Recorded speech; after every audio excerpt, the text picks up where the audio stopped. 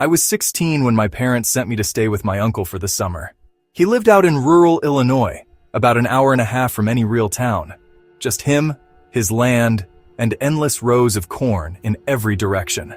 My parents called it a good way to get away from the internet for a while, but I think they just wanted a break from me. My uncle Mark was a quiet guy. Retired early, lived alone, spent most of his days tending to the property and renting sections of it to other farmers. He gave me a room in the upstairs loft and told me I'd earn a bit of money helping with daily chores, keeping the barn clean, feeding the animals, walking the fences. It was boring, but peaceful, until the scarecrow started moving. There was a single scarecrow in the middle of the south field. I noticed it on my third day out there. It looked like any typical scarecrow. Straw hat, ragged overalls, and a long-sleeved flannel stuffed with hay, arms tied out on a wooden post. I remember thinking it looked more like a Halloween decoration than a real deterrent for birds. Its face was just a burlap sack with two big black buttons sewn on for eyes. Creepy, but whatever. The first time I noticed something weird, I was helping Mark unload bales into the shed. We were driving past the field when I glanced out the passenger window. The scarecrow was standing on the far right side of the cornfield, just off the path. The next morning, I swear it was dead center again. I mentioned it to my uncle. He barely looked up and said it must have been the wind shifting it. But this thing was mounted on a wooden cross. It shouldn't move without someone pulling it out of the ground. That night, I stayed up late in the loft. There wasn't much to do but read and scroll through the few offline games I downloaded. Around midnight, I cracked open the window to let in some air. The house didn't have AC, and the air outside was still thick and humid. That's when I heard something. A soft, crunching noise, like footsteps in gravel, faint and uneven. I turned off the fan and leaned out the window. From the upstairs loft, I had a pretty decent view of the south field. It was mostly dark, except for a distant floodlight near the barn. At first, I didn't see anything, just rows of still corn. Then, a shift. Something moved in the shadows between the stalks. It was subtle, like someone brushing against the plants, just enough to disturb them. I stared hard, and just for a second I caught a glimpse of someone, a silhouette, human, moving slowly between the rows. And then it was gone. I stood there for a long time, straining my ears, but the sound didn't come back. Eventually, I convinced myself it was some animal, a deer maybe, and went to bed. But the next morning, the scarecrow had moved again.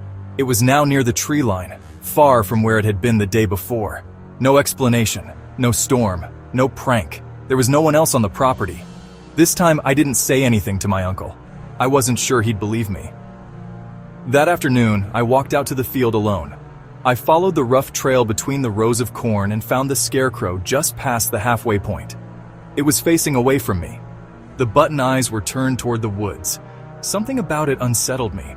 I don't know why, it's not like it had a real face, but I felt like it was watching me. I stepped closer and noticed something even weirder. There was no post. The scarecrow was just standing, upright, on its own. I walked all the way around it. No stake, no wood cross. It wasn't tied to anything, and there were scuff marks in the dirt where something, or someone, had been dragged. I backed away, slowly, and didn't mention it that night either. That was my mistake. 2 nights later, I woke up to a tapping sound. Tap, tap, tap. Not on the window, on the wall, just beneath it. At first, I thought maybe a branch was hitting the siding, but then I realized there were no trees close enough. The sound continued, measured, almost deliberate, like someone lightly knocking. I slipped out of bed and peeked through the blinds, and I saw it. The scarecrow, standing just below the window. No post, no strings, just standing. Its head tilted upward like it was looking right at me. The button eyes caught a sliver of moonlight, making them glint. I froze, not breathing, not moving. It didn't move either, just stood there for almost a full minute. Then it turned and walked away. Walked. I ran down the hall, woke my uncle, told him what I'd seen.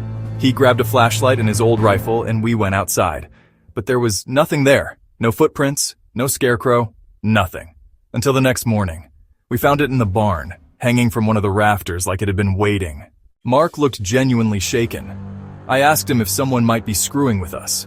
A neighbor maybe, or a farmhand playing a prank. He just shook his head and muttered something I didn't catch. Later that night, after locking every door and window, he told me something he hadn't before. That scarecrow? It had been there when he bought the property over 20 years ago. He never touched it, never moved it. Said the locals told him it was better to leave it be. He thought it was superstition. Now he wasn't so sure. We burned it the next morning, built a fire pit behind the shed and tossed it in. It didn't burn easily. The clothes sizzled and blackened, but the inside, whatever was under the burlap, took hours to fully catch. It smelled awful, like hair and rot. But eventually, we reduced it to ash. That night, I slept with the light on. And just before dawn, I woke up one last time, not from a sound, but from a feeling. A presence. I looked out the window.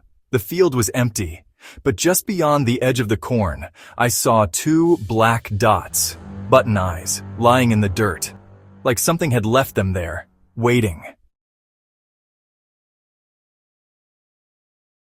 It started with knocking.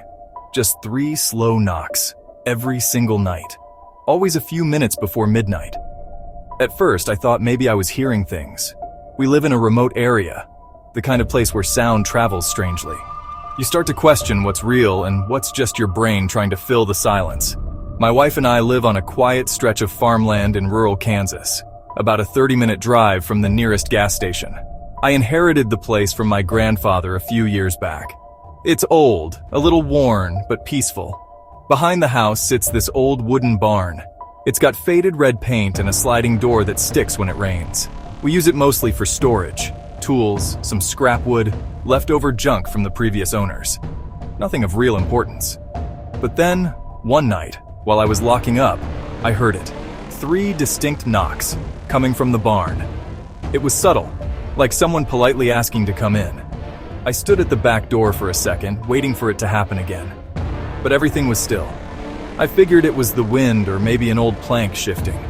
The barn's old. Wood creaks, animals scurry, the usual. I went back inside. The next night it happened again. 3 knocks, exactly the same. Slow, spaced out, deliberate. This time I stepped out onto the back porch with a flashlight. Nothing. The field stretched out around the barn, motionless under the moonlight. The barn itself looked still, quiet, almost too quiet. I didn't go any closer, just shook it off and went back in. But then it happened again, and again. Every night, right before midnight. Same knocks, same rhythm, 3, always 3. My wife, Anna, thought it was creepy, but like me, she didn't want to jump to conclusions. Could be animals, she said, or the wood settling from the heat. So we did the logical thing. We installed motion sensor lights around the barn and set up a cheap trail camera pointed at the entrance. The first night we set it up, the knocks came like clockwork. The sensor light on the barn flicked on. I ran outside, thinking I might finally catch whoever, or whatever, was doing it. But again, no one was there. When I checked the footage from the trail cam, I noticed something strange. The timestamp showed movement around 11:57 p.m., but instead of a person or an animal, the footage just glitched. It skipped, like someone had scrubbed the tape. A few frames missing, the camera went from total stillness to the barn door swinging slightly open and then back to stillness. No footsteps, no figure, just that soft, almost mocking creak of the barn door drifting in the wind. That was the first time I really felt uneasy. We started hearing the knocks from inside the house, too. Once, around 2 a.m., Anna woke me up, said she heard something tapping on the bedroom window. Our room faces the barn. When I checked, there were no footprints outside, no wind, nothing. The next day, I found the barn door slightly ajar, and deep in the dust near the back wall, there were marks. Not boot prints or paw prints, but dragging. Like something with weight had been pulled across the floor and out through the back exit. We had never used that exit. That's when I nailed it shut. But that didn't stop the knocks. If anything, they got louder. On the 6th night, the knocks came twice. 3 knocks. A pause, then 3 more. It felt like a message, a taunt. That night, I didn't sleep. I sat in the kitchen with the lights off, watching the barn from the back window. And right on cue, 11:57 p.m. The knocks echoed again. But this time, the lights didn't turn on. And when I looked closer, I realized the barn door was already open. Just barely. a few inches, like something had already come in. I grabbed my flashlight and stepped outside. The gravel under my boots felt loud. Too loud, like I was disturbing something ancient. When I got to the barn, I could see the inside was darker than usual. My flashlight flickered. I stepped inside. It smelled wrong. Not rot exactly. More like iron and damp soil. Like something that had been buried too long. The tools on the walls were swinging gently, as if someone had just brushed past them. Then I heard it. A knock. But this time it came from inside the barn, right behind me. I spun around, but no one was there. I backed toward the entrance. My flashlight flickered again, and then died completely. I froze, and that's when I felt the shift in the air. A pressure, like someone breathing just over my shoulder. I didn't wait to see anything. I bolted, ran back to the house, slammed the door shut, locked every bolt.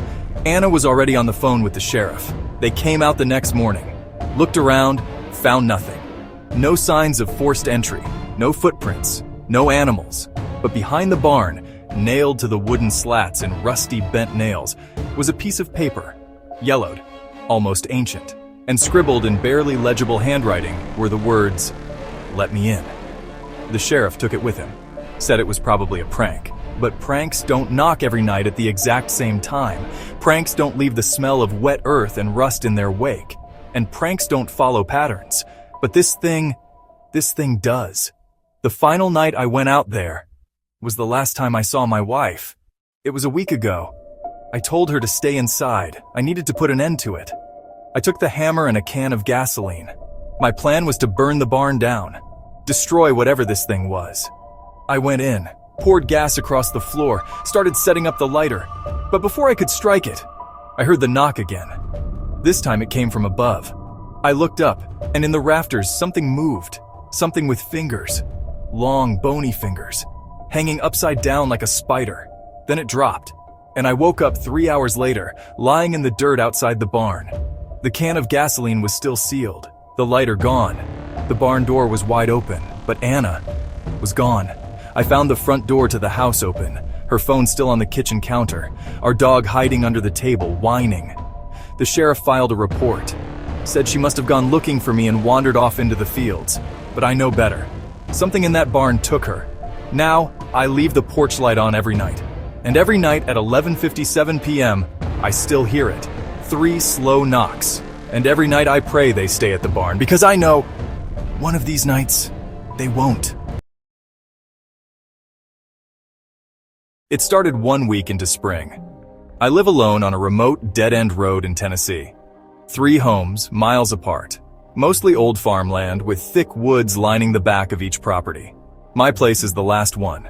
Just a modest 1-story house with a rusted mailbox out front and a back porch that faces nothing but trees.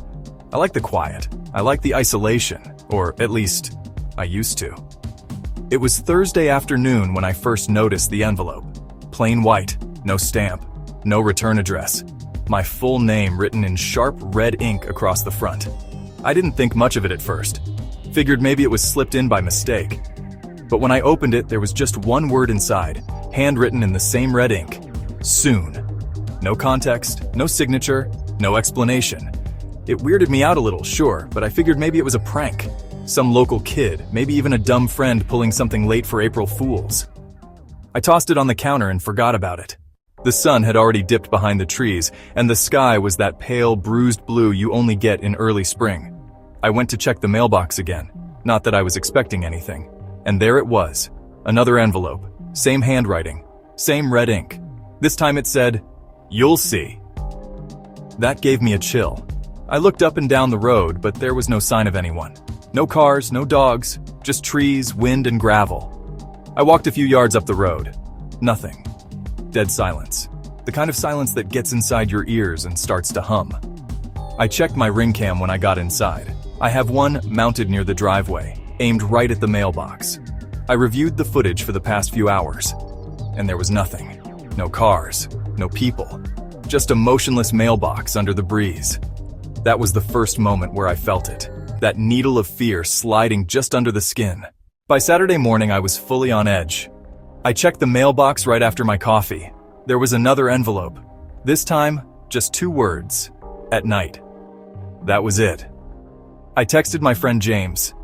He lives about an hour away and used to work security, so I figured maybe he'd have advice. I sent him a photo of the envelope. He called me immediately. He wasn't laughing. "Dude," he said, "this looks personal. Someone's watching you." That night, I couldn't relax. I locked every door and window, turned on the outside floodlights, and sat in the living room with the blinds half cracked. Around 1:30 a.m., I saw movement near the trees. It was subtle, just a brief flash of something pale, like a face, or maybe a hand. I rushed to the front door and stepped onto the porch, my phone flashlight sweeping the yard. Nothing, just crickets and the faint rustling of branches. I walked to the mailbox. It was empty, but when I turned to head back in, I saw footprints. They weren't there earlier. Dusty, faint outlines in the gravel, leading from the road to the mailbox and straight up my driveway. I didn't sleep that night. Sunday, I installed another camera. This one pointed directly at the back door. I also set up a motion sensor light and leaned my hunting rifle near the bed. But that night, nothing happened. No knocks, no lights, no envelopes. I almost felt relief until the morning, because there was another letter, but not in the mailbox. It was under the doormat. Same red ink, this time, "Stay inside." I walked around the entire property, didn't find anything. But near the edge of the woods, I saw something that made my stomach flip. Another trail of footprints, bare feet this time, leading from the trees to the back of my house. They stopped right under my bedroom window, and they didn't lead back. It was like whoever made them never left. By Monday, I was done pretending this was a prank. I called the sheriff's office. They sent a deputy by who walked the property with me. He didn't find anything definitive, no fingerprints, no clear tracks. But as we passed the mailbox, he bent down, pointed at something in the gravel. It was a smudge, like a knuckle drag, and right beside it, barely visible in the sunlight, was a single fingerprint, pressed into the metal post of the mailbox. That night, I didn't sleep. Again, around 3 a.m., the power went out. My entire house went pitch black. I rushed to the fuse box, heart pounding, but everything was in place. As I stepped back inside, I saw the motion sensor light on the back porch flicker on, and then off. I didn't go outside. I just stood there in the dark, clutching the rifle, watching the camera feed on my phone. But the screen remained empty, black, no movement. And yet I knew he was out there. The next morning, one last letter was waiting. This one was different. The paper was stained, smelled faintly of iron. It read, "You let me in." That was enough. I packed a bag, grabbed my laptop, and drove to James's place. When I told him everything, he didn't even ask questions.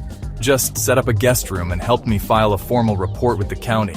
I haven't been back to that house since. It's on the market now and the listing doesn't mention the mailbox, but sometimes I still get letters. One appeared at James's place just a week later. No stamp, just the word "remember." And last week, there was one on my windshield at work. Watching. So if you ever get a letter with no stamp, don't open it. Don't take it inside. And whatever you do, don't wait to find out what it says next.